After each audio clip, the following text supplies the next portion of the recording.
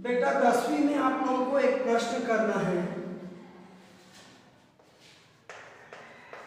अपवर्तन की घटना में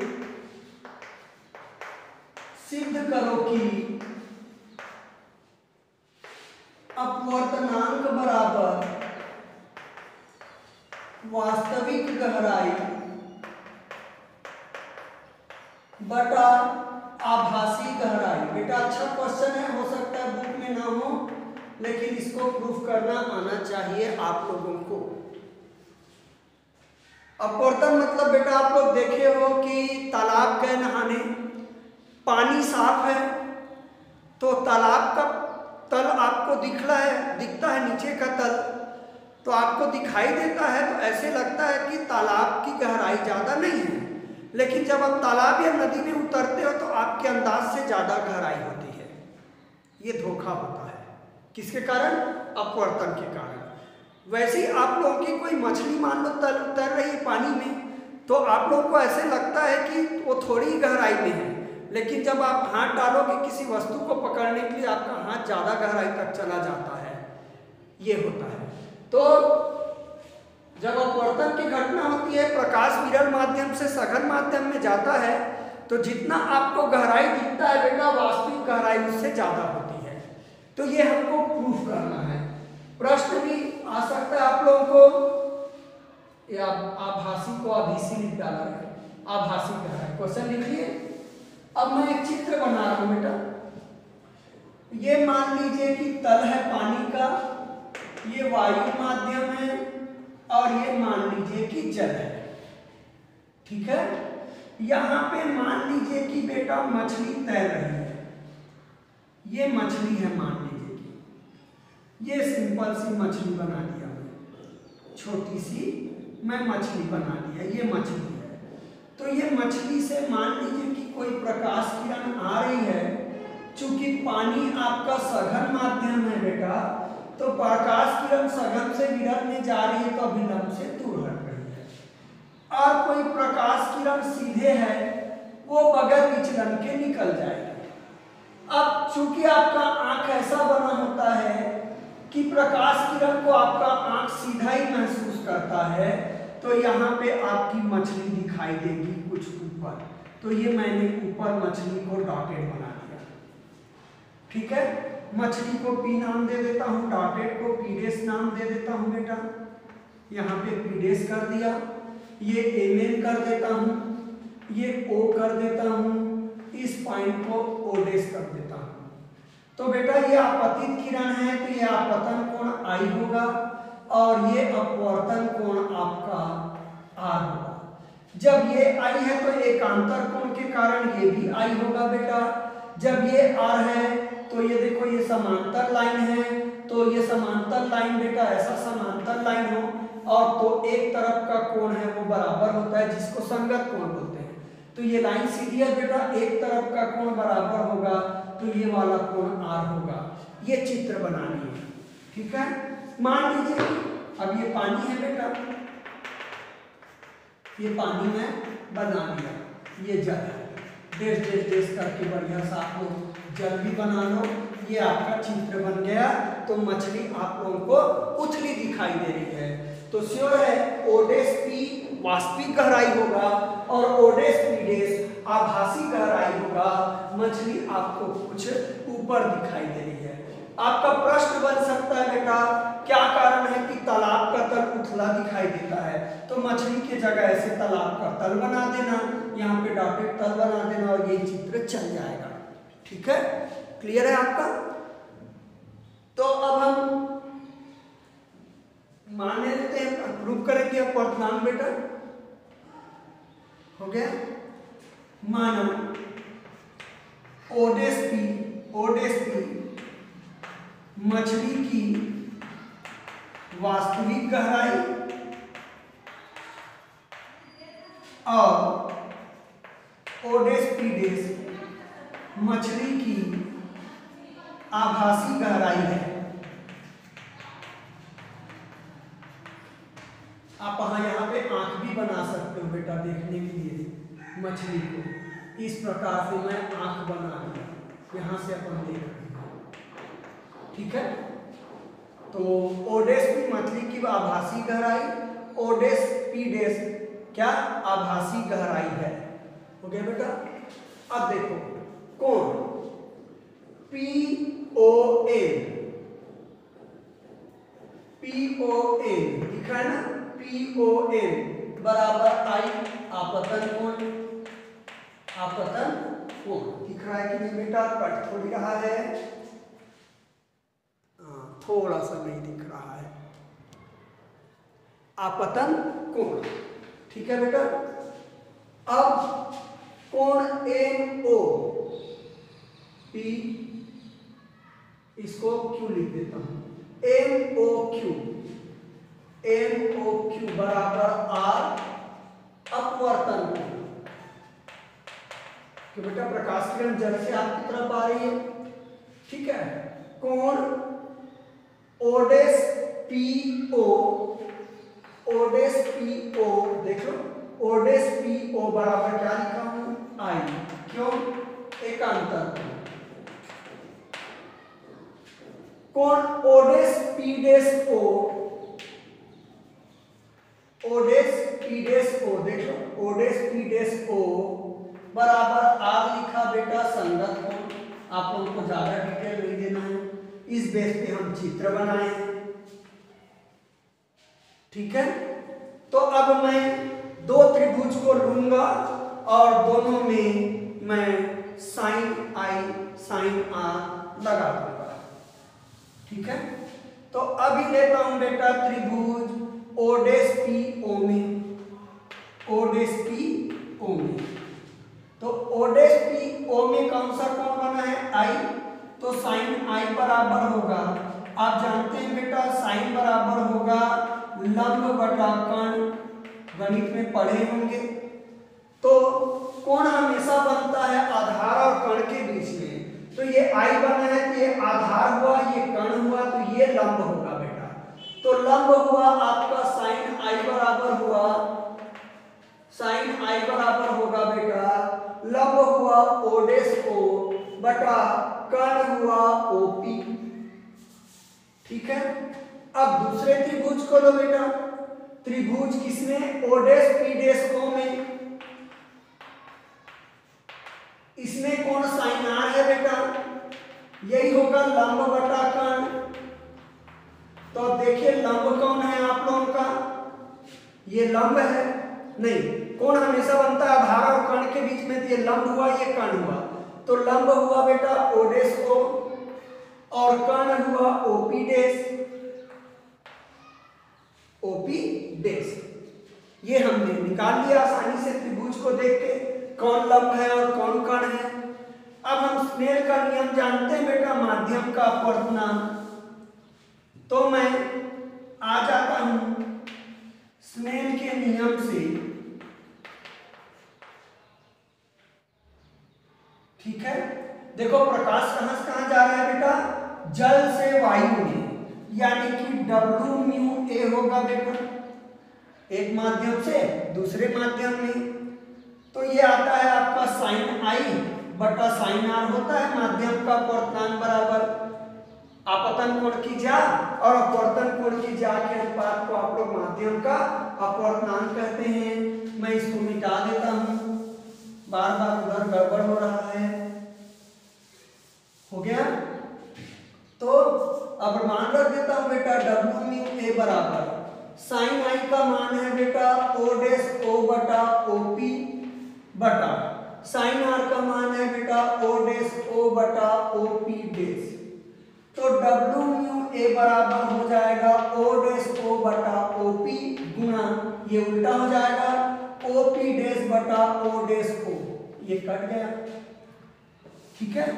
तो W म्यू ए बराबर आएगा बेटा ओपी डैश बटा ओपी, ये उल्टा है बेटा, ये उल्टा है, तो उत्क्रमणिकता सिद्धांत से इसको ए म्यू डब्ल्यू लिखेंगे तभी तो जल का अपवर्तनांक होगा, वायु के सापेक्ष निरपेक्ष अपवर्तनांक। तो इसको उल्टा किया तो उलट दिया, इसको नकल कर लो, ये देखो कैसे गलती किया बेटा, ओपी डैश बटा ओपी है, ओपी डैश बटा ओपी हो गया। उत्क्रमणिका सिद्धांत से उलट दिए। अब ये उल्टा करूंगा या क्रिया गुणा करूंगा बेटा, ये ऊपर आएगा, ये ऊपर और ये नीचे हो जाएगा। तो MU बराबर आ गया, कौन आएगा बेटा ऊपर, OP बटा OP डैश। तो MU हो गया अपवर्तनांक हो गया बेटा जल का। OP शायद चित्र देखोगे तो वास्तविक गहराई है और OP डैश चित्र देखिए तो आभासी गहराई है। यही सिद्ध करना था। तो अपवर्तन की घटना में आपका जो माध्यम का अपवर्तनांक होगा, जल कांच जो भी है, वो आपका वास्तविक गहराई और आभासी गहराई के अनुपात के बराबर होता है। ये हमने आसानी से प्रूफ कर लिए। बहुत अच्छा कैलकुलेशन है, सवाल दिया है इसलिए मैं ये कैलकुलेशन भी बता दिया। ठीक है, ये आप लोग नोट कर लेंगे। अब मैं आप लोगों के बात करूंगा कि बुक में एक प्रश्न करेंगे बेटा वास्तविक गहराई और आभासी गहराई वाला। तो बुक में आप लोग जाएंगे पेज नंबर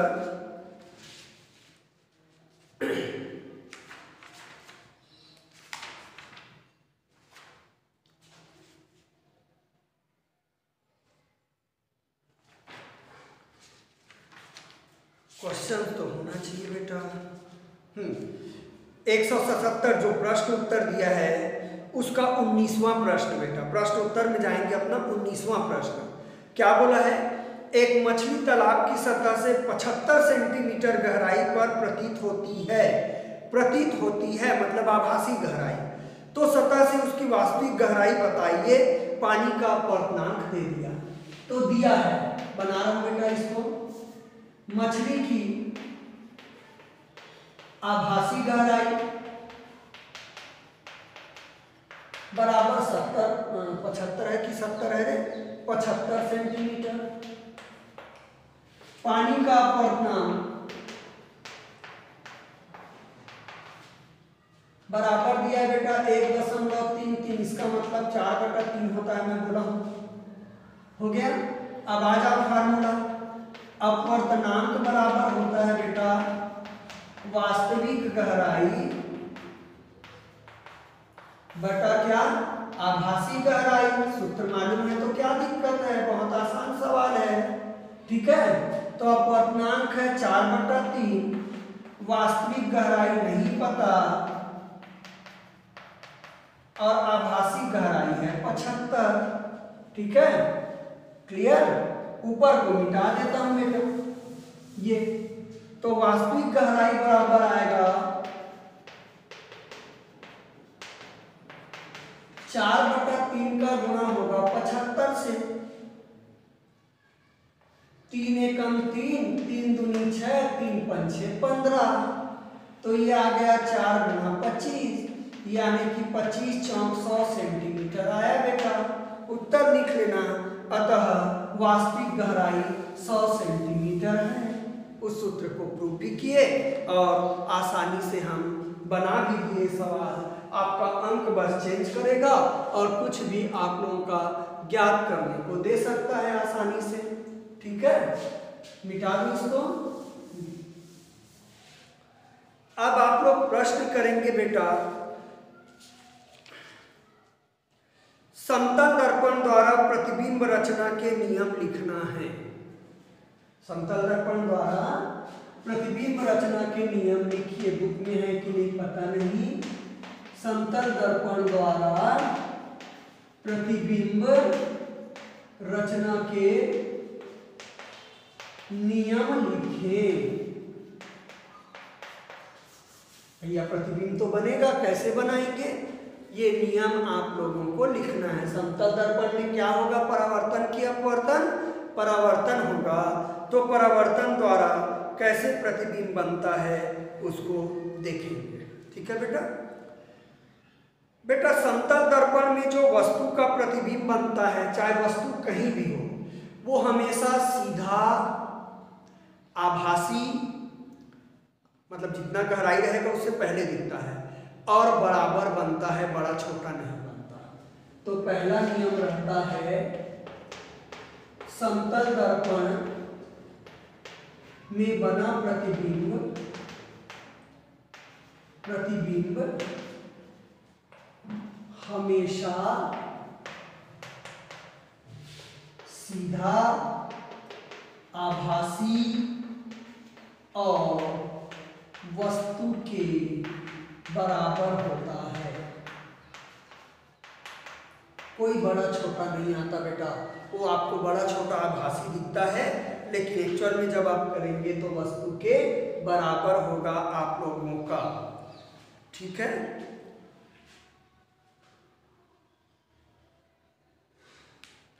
हो गया। एक और बताया था बेटा, यदि परावर्तन की घटना में आपतन कोण को थीटा कोण से बढ़ा दें तो परावर्तन कोण है टी थीटा 2 थीटा कोण से घूम जाता है। सिद्ध भी किए हम लोग शुरू के पीरियड में, तो इसको भी रख देते हैं बेटा। सॉरी, दूसरा, यदि दर्पण को घुमाए थे ना, यदि आपतित किरण को स्थिर रखकर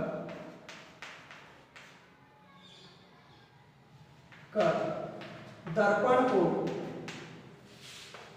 थीटा कोण से घुमा दिया जाए तो परावर्तित किरण, रुकिए इसको बेटा, परावर्तित किरण 2 थीटा कोण से घूम जाता है।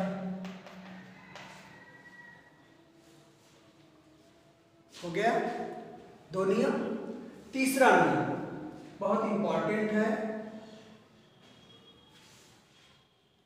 वस्तु दर्पण से जितनी दूर पर रहेगा, मतलब दर्पण से वस्तु की जितनी दूरी होती है, प्रतिबिंब की दूरी भी दर्पण से उतनी ही दूरी पर बनती है। ठीक है बेटा, दोनों पकड़ लिए। मैं तीसरा कर रहा हूं जिसको हम जानते हैं तीसरा, दर्पण से वस्तु की दूरी और दर्पण से प्रतिबिंब की दूरी सदैव बराबर होती है,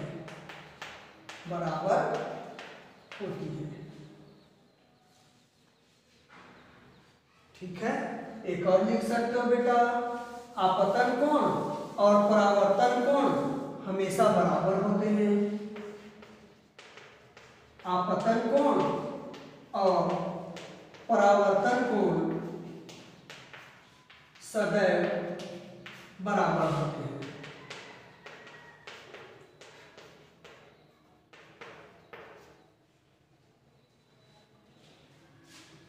क्लियर है आपका? तो ये कुछ चीजें हैं। एक और इसमें आप लोग कर सकते हैं बेटा, यदि आप लोगों को वस्तु का पूरा प्रतिबिंब बनाना है तो दर्पण की लंबाई वस्तु की लंबाई की आधी होनी चाहिए। ठीक है, ये भी नियम में आ जाएगा 5। यदि वस्तु की पूरी प्रतिबिंब वस्तु की लंबाई के बराबर प्रतिबिंब प्राप्त करना हो तो दर्पण की लंबाई वस्तु की लंबाई की आधी होनी चाहिए। याद रखना बेटा, इनसे कुछ सवाल भी आ सकते हैं नियम से। तो ये आपके दर्पण से प्रतिबिंब बनने के आपके नियम हैं जिसके अनुसार आप लोग हैंडल कर सकते हैं। ठीक है, अब हम इसमें कुछ न्यूमेरिकल और करेंगे। आशा है उतार लिए होंगे आप लोग। तो आप लोग बुक में आएंगे बेटा, पृष्ठ क्रमांक, पुस्तक में देखेंगे एक सवाल है, मैं पेज नंबर बता रहा हूं कहां पे है। तो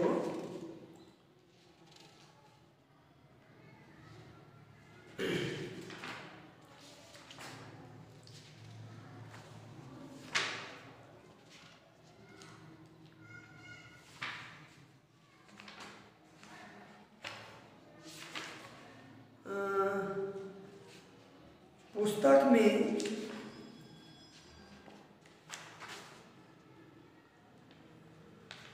पृष्ठ क्रमांक 161 पे आएंगे आप लोग।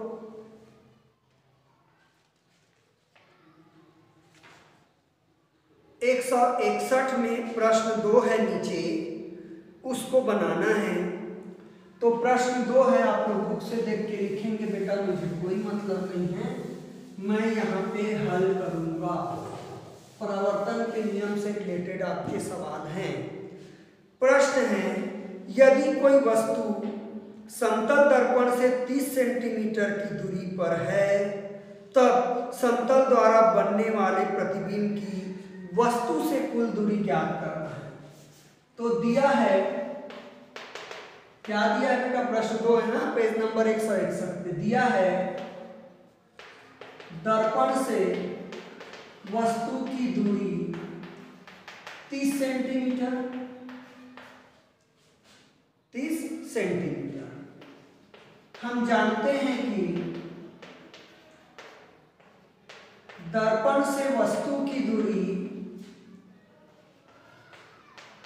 बराबर दर्पण से प्रतिबिंब की दूरी। अभी देखे ना बेटा नियम में, प्रतिबिंब की दूरी। तो दर्पण से वस्तु की दूरी 30 सेंटीमीटर है, तो दर्पण से प्रतिबिंब की दूरी भी होगी 30 सेंटीमीटर। दर्पण से प्रतिबिंब की दूरी कितनी होगी, ये भी 30 सेंटीमीटर बेटा, दोनों बराबर होते हैं, तो वस्तु की दूरी दे दिया है। अभी बोला नहीं भैया, वस्तु से प्रतिबिंब की दूरी ज्ञात करना है, तो इसलिए वस्तु से प्रतिबिंब की दूरी कैसे होगा बेटा, ये दर्पण है, इधर वस्तु रहता है, इधर प्रतिबिंब, तो वस्तु से प्रतिबिंब की दूरी होगी दर्पण से वस्तु की दूरी, और दर्पण से प्रतिबिंब की दूरी दोनों को जोड़ देंगे। तो नया फार्मूला बना लेता हूं, दर्पण से वस्तु की दूरी धन, उधर न दिखी इसलिए मैं इधर लिख रहा हूं बेटा, धन दर्पण से प्रतिबिंब की दूरी। देखिए कितना आसान सवाल है बेटा, प्रतिबिंब की दूरी, अब दोनों को जोड़ देते हैं, वो भी 30 है और ये भी 30 है, तो उत्तर आएगा 60 सेंटीमीटर बेटा। तो वस्तु से प्रतिबिंब की दूरी कितनी है, 60 सेंटीमीटर होगी आपकी। सीधा सीधा हमने कैलकुलेशन कर लिया है, ठीक है। तो इस प्रकार से अच्छे अच्छे सवाल आप लोगों के आ सकते हैं, आप लोगों को ध्यान देना है। ये पेज नंबर 161 का प्रश्न 2 है, ठीक है।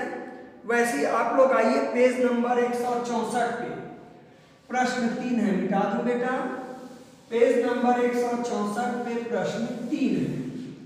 क्या है प्रश्न 3, एक व्यक्ति की लंबाई 160 सेंटीमीटर है, उसे अपना पूर्ण प्रतिबिंब देखने के लिए कितनी लंबाई के दर्पण की आवश्यकता होगी। तो वस्तु की लंबाई है, व्यक्ति की लंबाई, व्यक्ति की लंबाई बराबर 160 सेंटीमीटर दिया है, और अभी मैं बताया हूं बेटा वस्तु को पूरा देखना होगा, तो दर्पण की लंबाई वस्तु की लंबाई की आधी होनी चाहिए। हम जानते हैं कि पूर्ण प्रतिबिंब के लिए, पूर्ण प्रतिबिंब के लिए क्या जानते हो, दर्पण की लंबाई बराबर वस्तु की लंबाई बटा 2। तो वस्तु की लंबाई 160 है बटा 2, यानी कि 80 सेंटीमीटर आएगा बेटा। बहुत सरल जवाब, उत्तर लिख लो। अतः दर्पण की लंबाई 80 सेंटीमीटर होनी चाहिए। तो ये मैंने फटाफट को न्यूमेरिकल बता दिए, शेष अपन कल देखेंगे बेटा, इतनी तैयारी करें।